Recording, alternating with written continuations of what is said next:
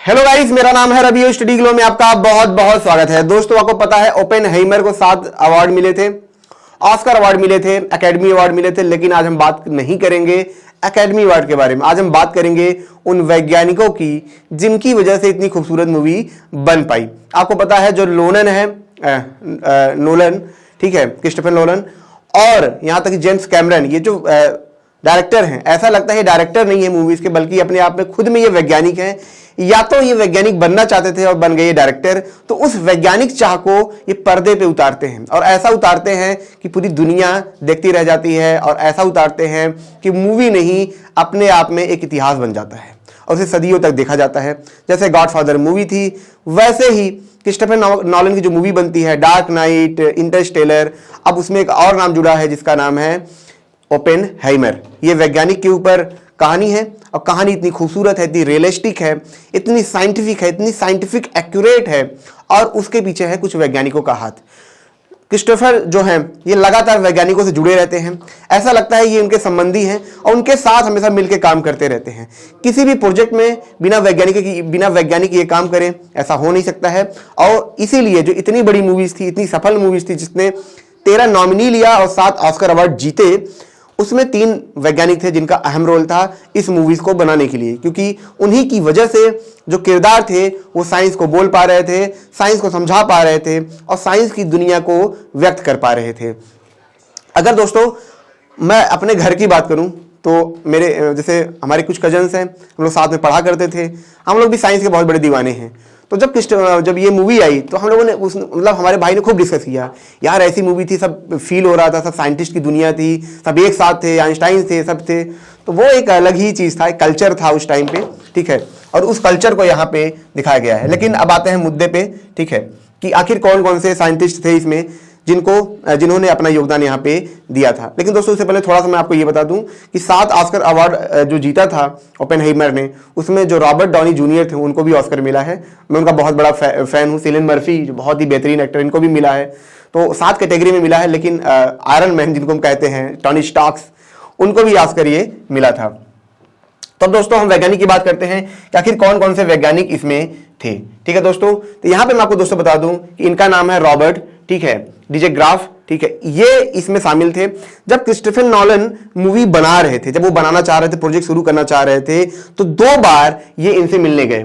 2 बार ये गए, अब वहां पे जो यूनिवर्सिटी थी वहां पे जाके ये बार बार वहां पे टहलते थे, क्योंकि यहां से उन मिले और इनसे जाना, जो ट्री थी वहां पे ओपेनहाइमर आया जाया करते थे, तो जिस जगह पे वो गए थे उस जगह पे जाते थे, बार बार उसकी चर्चा करते थे, उसके बारे में, उस जगह को देखते थे, उस अनुभव को लेते थे। तो सोचिए इतने बड़े डायरेक्टर मूवी जाके अकेले टहला करते थे। तो यहां पे इन्होंने काफी ज्यादा उनकी मदद की थी। किस बारे में मदद की थी कि कैसे सीन को डेकोरेट किया जाए, कैसे, जैसे आप समझिए कि बहुत से डायरेक्टर होते हैं, ठीक है, मूवीज बनाते वक्त क्या करते हैं, सीन को लिया, एक कमरा ले लिया, ऐसे कर दिया। लेकिन नहीं, एक कमरा, एक वैज्ञानिक का कमरा कैसा होना चाहिए, एक संस्था कैसी होनी चाहिए, संस्था उस दौरान कैसी थी, उस टाइम पे कैसा था, उस टाइम पे क्या माहौल था, उस चीज को यहां पे दर्शाया गया। आपने अगर ओपेनहाइमर मूवी देखी होगी तो आपको एक चीज समझ में आएगी कि उस टाइम के जो स्टार थे, हालांकि आज के टाइम के स्टार भी वही सब हैं, एलॉन मस्क, यही सब हैं, ठीक है, तो उस टाइम पे जो स्टारडम था फिजिक्स का, वो अपने चरम पे था। आप समझिए उस टाइम पे अगर आइंस्टाइन की बात करें तो अपने आप में स्टार थे। तो यहां पे जो दृश्य अवलोकन दिखाया गया वो रॉबर्ट के द्वारा ही दिखाया गया। रॉबर्ट ने उसको प्रॉपर वे में एक्सप्लेन किया। काफी सालों तक उनकी बातें चली, हमेशा बातें डिस्कस हुआ करता था, तो ये काम करते थे। अब दोस्तों अगर रॉबर्ट की हम बात कर लें, आखिर ये कौन है, तो ये है दोस्तों एक तरीके से प्रिंसटन यूनिवर्सिटी में ये क्या है, बहुत बड़े साइंटिस्ट हैं, थ्योरेटिकल फिजिक्स हैं, स्ट्रिंग थ्योरी में ये काफी बढ़िया काम कर चुके हैं, मैथमेटिशियन है, ठीक है, यहाँ पे फिजिसिस्ट है ही, तो काफी ज्यादा चीज काम कर चुके हैं ये, ठीक है दोस्तों। अब दोस्तों हम आगे बात करें आखिर कौन साइंटिस्ट हैं, तो उनका नाम है कीप थॉर्ने। इंटरस्टेलर मूवी देखी है तो वहां से इनकी मुलाकात हुई थी, ठीक है, तो उस दौरान इन्होंने सारी जो आप ब्लैक होल की इमेजेस देखेंगे वो सारी रियल हैं, मतलब जो साइंस की दुनिया में बात होती है उसकी बात यहाँ पे मतलब वहां पे दिखाया गया था। मतलब जो रियल एक्यूरेट जो हमारे पास अजम्पशन है, थ्योरी है, कैलकुलेशन है, उस बिहार पे हमें ब्लैक होल को दिखाया गया, ब्लैक होल के हॉराइजन को दिखाया गया, वो सारी चीजें हमें वहां पे दिखाई गई थी। तो भैया जब इतनी बड़ी मूवी में जो थे तो इस मूवी में कैसे नहीं रह सकते हैं, तो यहाँ पे जो कीप थॉर्ने थे यहां भी इनको लाया गया। आप देखेंगे जो बम विस्फोट हुआ है, ठीक है, जो बम के बारे में चीजें हुई हैं, ठीक है, ये सारी चीजें यहां पे कीप थॉर ने उनकी मदद कर रहे थे। कभी कभी सोच के दोस्तों ये अच्छा लगता है कि मतलब इनको भी बहुत पैसे मिल जाते होंगे, क्योंकि साइंस की दुनिया में दोस्तों इतने बड़े लेवल पे पैसे आपको देखेंगे नहीं मिलता होगा। ठीक है, जैसे नोबेल प्राइज में भी 3-4 करोड़ मिलते हैं, लेकिन जो टेलीविजन की दुनिया है, ठीक है, जो मूवीज की दुनिया है, पैसे इसमें बहुत है, नाम भी मिलता है। तो ये अच्छा लगता है कि जो वैज्ञानिक के काम है वो एक इंटरटेन की दुनिया में भी यहाँ पे बहुत ज्यादा काम आता है। कीप थॉर्ने की दोस्तों बात करें तो इनको नोबेल प्राइज भी मिल चुका है। सोचिए इतने बड़े ये वैज्ञानिक हैं, ठीक है, ग्रेविटेशनल वेव की खोज भी इन्होंने ही की थी। खोज का मतलब जो एक्सपेरिमेंटल डिटेक्शन किया था इन्होंने ही किया था। आपको बताएं स्टीफन हॉकिंग, ये लोग हमेशा साथ में डिस्कस करते थे, चैलेंज किया करते थे, एक दूसरे को थ्योरी को मतलब चैलेंज करते थे। और आपको जान के हैरानी होगी कि स्टीफन हॉकिंग इनसे हार गए थे। ठीक है तो ये चीज थी। तो इतने बढ़िया ये आदमी है। तो यहां पे अगर आप देखेंगे कि जो मूवीज में जो बम के बारे में जो सारी चीजें हैं, वहां पे ये चीजें यहां पे इनके द्वारा ही दिखाई गई थी। अब दोस्तों नाम आता है डेविड सैल्जबर्ग का। ठीक है, तो ये इनका बहुत ही बढ़िया रोल था। डेविड सैल्जबर्ग, ठीक है, क्या करते थे कि जब मूवीज के अंदर जो डायलॉग बोले जाते थे, तो आपको पता है जब कोई फिजिक्स के डायलॉग होते हैं, क्वांटम मैकेनिक्स के डायलॉग्स होते हैं, मैथमेटिक्स के डायलॉग्स होते हैं, तो एक कैरेक्टर जो है, जो एक एक्टर है, वो उस चीज को तो समझ नहीं पाता है।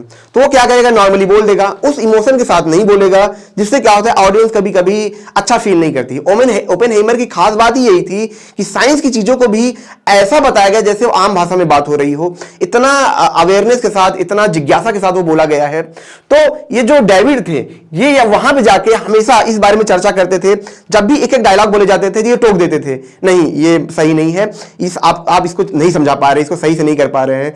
तो ओपेनहाइमर हमेशा अपने किरदारों को बोलते थे कि आप साइंस को फील करके बोलिए, आपको ऐसे डायरेक्टली नहीं बोलना है। इन्होंने क्या किया, उन डायलॉग्स को बहुत ही ब्रेक किया, बहुत ही सिंपल रखा। हालांकि डायलॉग ही नहीं लिखते हैं, लेकिन जो टॉपिक्स थे, जो मतलब मैथमेटिकल टर्म थे, ठीक है, उस बारे में इन्होंने क्या किया था, काफी इसको सिंपल रखा। उसमें एक सीन भी अगर आप देखेंगे, उसमें एक सीन है कि जो ओपेनहाइमर होते हैं वो ब्लैक बोर्ड पे न्यूक्लियर फ्यूजन के बारे में समझाते हैं और समझाते रहते हैं कि कैसे जो चैन रिएक्शन है ये रुकना इंपॉसिबल है। उसमें फार्मूला भी लिखा होता है। तो आप देखेंगे बहुत ही आसान भाषा में इसको समझाया गया है। उस फार्मूले को लिखा गया, करेक्ट फार्मूले को यहाँ पे लिखा गया है और उसको समझाया गया है एकदम बच्चे की तरह। तो वो इन्हीं की देन थी, डेविड सैल्जबर्ग की देन थी, जिसकी वजह से वो फार्मूला समझाया गया। सोचिए इतने छोटे छोटे काम के लिए इनको वहां पे बुलाया गया था, काफी टाइम तक इनसे डिस्कशन हुआ। इसी वजह से वो मूवीज अपने आप में स्पेशल थी। देखिए एक डायरेक्टर के लिए एक किरदार के बारे में जानना अलग चीज है, लेकिन एक किरदार को अनुभव करना अलग चीज है। अब वो भी वैसे किरदार को जो कि 10 साल तक ऐसे प्रोजेक्ट पे लगातार काम करता रहा। तो मैं आपको बता दूं, जहां भी प्रोजेक्ट हुआ था वहां पे खुद ये वैज्ञानिक के साथ वहां पे जाते हैं, वहां पे डिस्कस करते हैं कि यहाँ पे माहौल कैसा रहा होगा, यहाँ के स्ट्रक्चर कैसे रहे होंगे। तो ठीक है, तो जो नोलन थे वहां पे जाके डिस्कस किया करते थे। वो वैज्ञानिकों के बीच में उनके स्कूल्स में, कॉलेजेस में ब्लैक बोर्ड को वो देखा करते थे, ठीक है, टेबल्स को देखा करते थे, तब जाके ऐसी मूवीज बनी है। ठीक है दोस्तों, अगर इनकी भी बात करें दोस्तों तो ये यूनिवर्सिटी ऑफ कैलिफोर्निया में है। ठीक है, अमेरिकन फिजिकल सोसाइटी के ये मेंबर भी रह चुके हैं, फेलो भी रह चुके हैं। ठीक है, ये अपने आप में देखिए बड़ी चीज होती है, जो रॉयल सोसाइटी होती है, फेलो सोसाइटी होती है। तो ये सब जो वैज्ञानिक थे अपने आप में बड़ा काम कर रहे हैं, अपने क्षेत्र में बड़ा वर्क कर रहे हैं और साइंस की दुनिया में ये आते रहते हैं। दोस्तों एक चीज मैं आपको और बताना चाहूंगा कि पहले एक विज्ञान टीवी करके मतलब टीवी पे आता था, चैनल था, तो उसमें भी इंडिया में भी ये माहौल था कि इंडिया के जो वैज्ञानिक थे उसमें आते थे, एक डॉक्यूमेंट्रीज बनती थी, मूवीज टाइप की बनती थी और बहुत खूबसूरत होता था। तो जैसे गायब भी हो गया है वो, ठीक है, तो वो बहुत खूबसूरत टाइम था। इससे क्या होता है ना दोस्तों, साइंस अपने आप में बहुत ही अमेजिंग है, उनकी कहानियां बहुत ही अमेजिंग है। जब वो आता है तो एक कल्चर डेवलप होता है और शायद ये अमेरिका इसीलिए आज भी कल्चर डेवलप कर पाया है, बना अपना स्थिर रख पाया साइंस के मामले में, क्योंकि ऐसी मूवीज काफी गहराई में आती हैं, लोग पसंद भी करते हैं और लोग इनकी वैल्यू भी करते हैं। आप अगर ये मूवी देखेंगे तो जो ओपेनहाइमर जो किरदार था, जो वो फील करता है, जो अनुभव करता है, उस अनुभव को कैसे दिखाया गया है, उनकी मानसिकता को कैसे दिखाया गया है, कैसे ही दिखाया गया है कि एक साइंटिस्ट जो है इतना स्मार्ट है, इतना क्विक डिसीजन लेने वाला है, इसी वजह से उसको इतना बड़ा प्रोजेक्ट मिल पाया। ठीक है, तो उस कैरेक्टर को डिफाइन करने के लिए ये सारे जो वैज्ञानिक थे वहां पे मौजूद थे, ताकि उसको एकदम रियल रूप में उसको दिखाया जा सके जैसा उन्होंने रियल में फील किया होगा। हालांकि 100% चीजें हम रियल में नहीं दिखा सकते हैं, लेकिन काफी हद तक उसके करीब हम चीजों को दिखा सकते हैं। जो आइंस्टाइन का सीन था दोस्तों, उसमें भी स्टालबर्ग जो थे, इनको मैंने पहले दिखाया था, तो आइंस्टाइन के सीन को लेकर इन्होंने काफी काम किया था कि आइंस्टाइन कैसे मेजर रोल था उनका, कैसे उन्होंने उस चीज को बताया था, कैसे जब आइंस्टाइन से मिलने जाते हैं क्या उनका रिएक्शन होता है, कैसे आइंस्टाइन पहले बम बनाने में मदद करते हैं, फिर वो एक पीसफुल पर्सन बन जाते हैं और पूरी दुनिया में जाके पीस फैलाते हैं, जगह जगह जाके वो संबोधन देते हैं। अच्छा, आइंस्टाइन इसके बारे में बहुत काम किया था, बहुत ज्यादा संबोधन दिए थे उन्होंने, हर जगह जाके वो ये चीजों को रोकते थे।